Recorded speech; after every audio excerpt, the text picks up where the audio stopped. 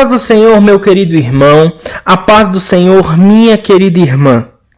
Que alegria mais um dia poder estar entrando na sua casa através da leitura bíblica diária.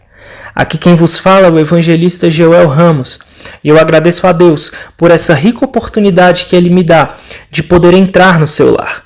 Agradeço também a nossa pastora presidente, Loide Ramos, e ao nosso pastor Gedeon Dias Ramos Júnior por essa grande oportunidade. Hoje nós estaremos estudando, em continuidade, o capítulo de número 9. Capítulo de número 9 de Josué. E meu irmão, eu convido você a abrir a tua Bíblia nesse momento para que nós possamos estudar esse capítulo que tem grandes lições valiosas para o nosso dia a dia. Amém? O versículo de número 1, ele conta, eu não vou ler porque essa história ela tem muito mais narrativa, né? Se eu ficar lendo vai ficar uma coisa muito densa, então eu prefiro contar para você o que aconteceu. O versículo 1 a gente percebe que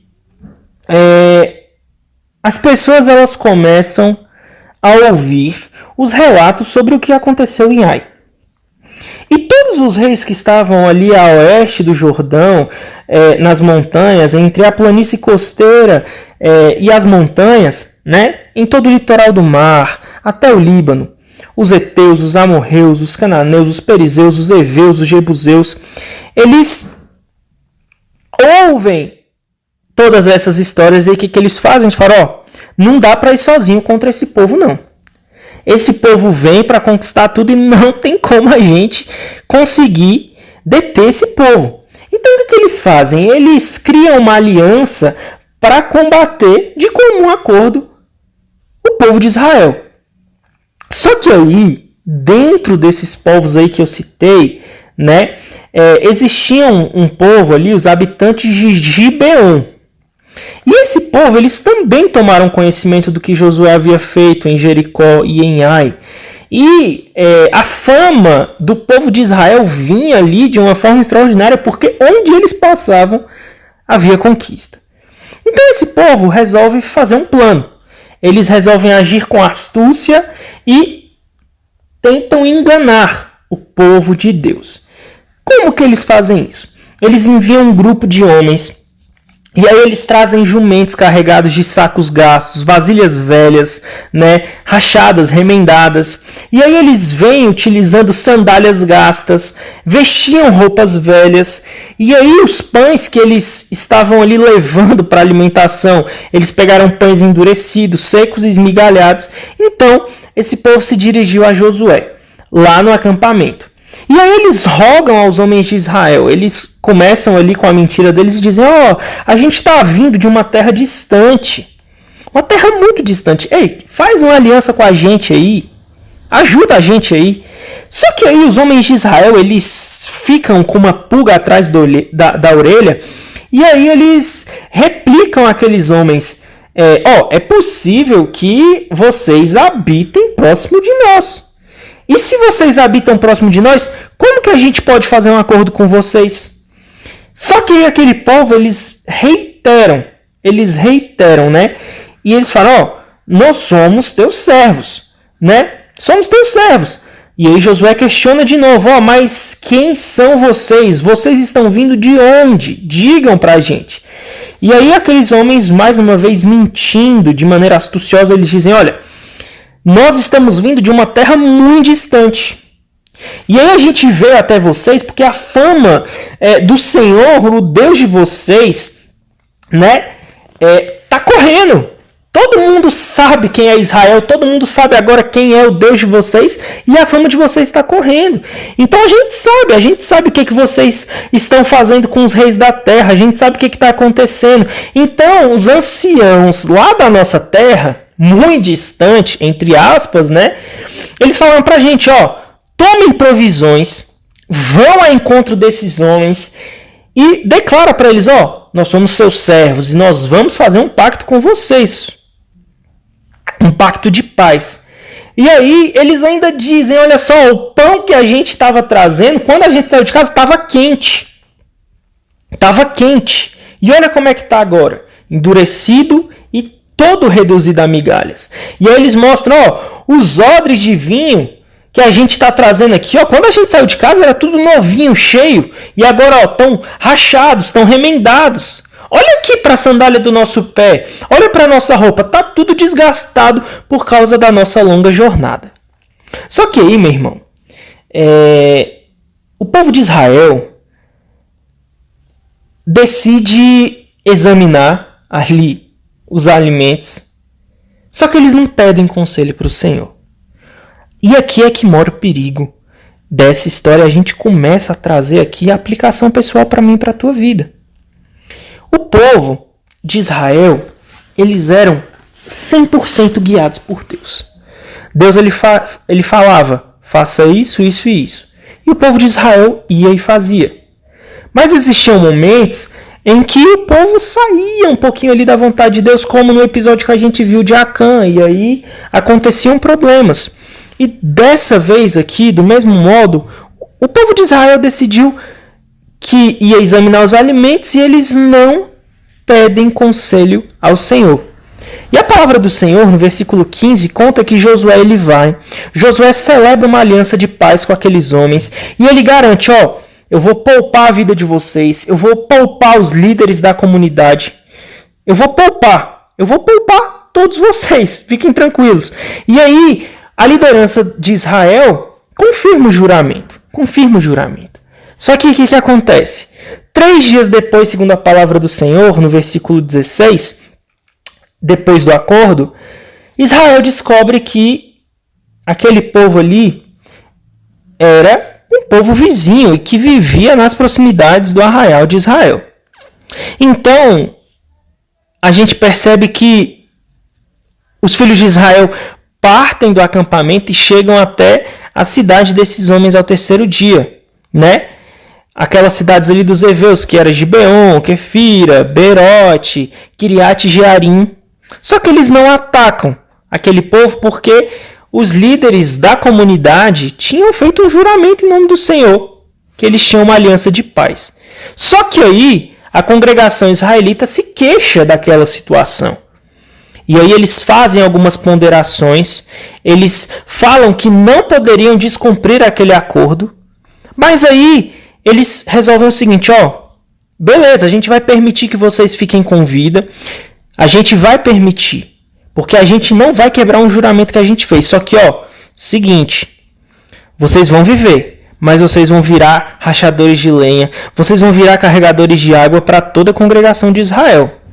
É isso que vai acontecer com vocês. Então, Josué vem, ele convoca aqueles gibeonitas e ele interroga eles, ó, por que vocês enganaram a gente? Por que vocês não falaram a verdade?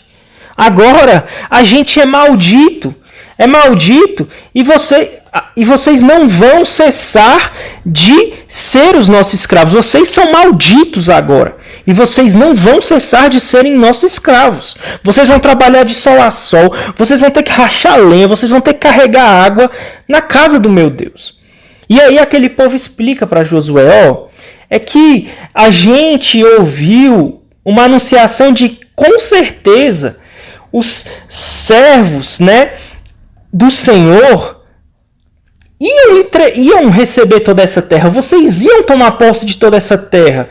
E aí a gente, por causa da aproximação que nós tínhamos, nós ficamos desesperados, ficamos apavorados, e aí nós tememos por nossa vida. E aí nós agimos assim.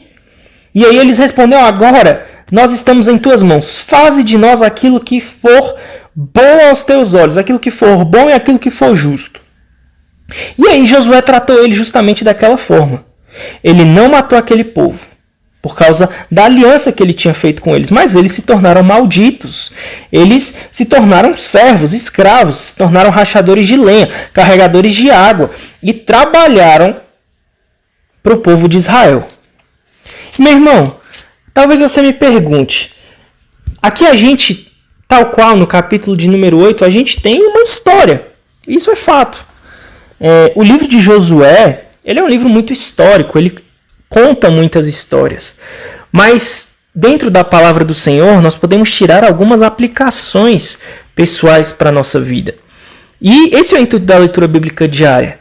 A gente fazer a leitura do capítulo, ou a explicação desse capítulo, e depois tirar uma aplicação pessoal daquilo que nós aprendemos. Meu irmão, o versículo-chave do capítulo 9 são justamente alguns versículos. O primeiro deles, o versículo 14. Os israelitas decidiram examinar e provar os alimentos dos heveus, entretanto não pediram conselho do Senhor. Primeiro ponto dessa história. Israel fechou uma aliança com aquele povo sem consultar a Deus. Sem consultar a Deus.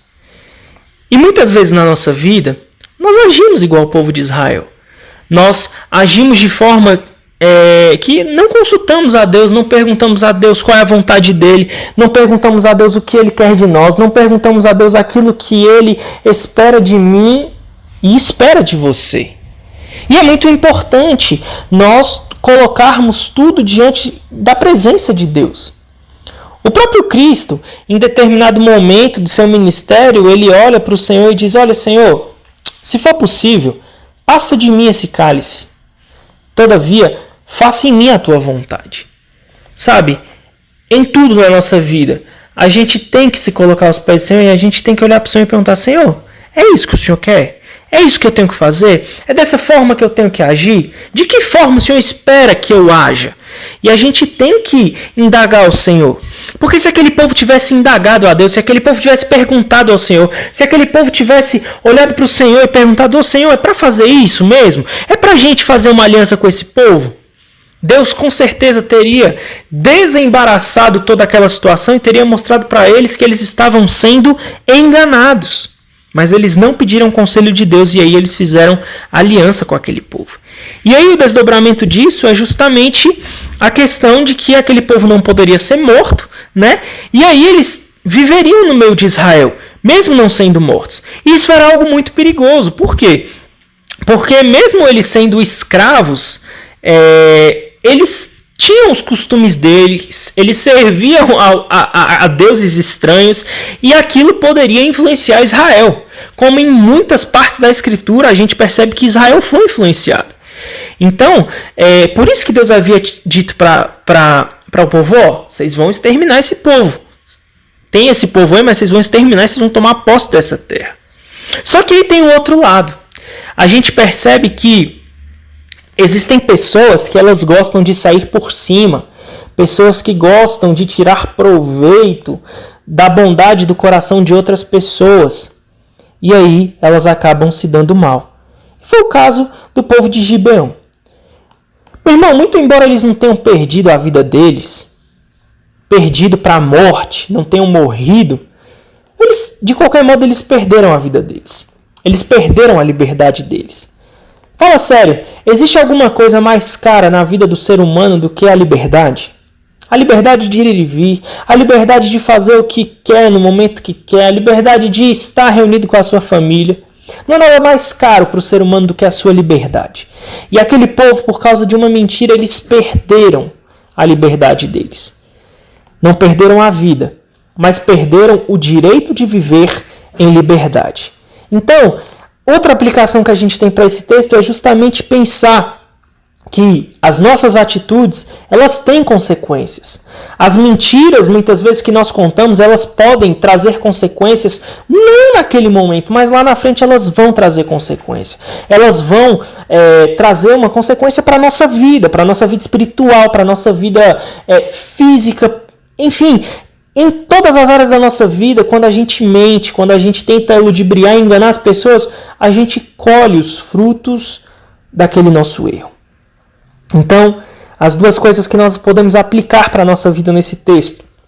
A primeira, aprendendo com Israel, nós temos que consultar a Deus nos atos da nossa vida, nos atos da nossa vida cotidiana. Buscar do Senhor informações a respeito daquilo que Ele quer para nós. Em segundo lugar, buscar sempre agir com verdade. Agir de forma a falar para as pessoas o que é e o que não é. A palavra do crente é sim, sim, não, não. E nós podemos aprender com esse povo que, mesmo que nós não percamos a nossa vida, a gente pode perder a nossa liberdade.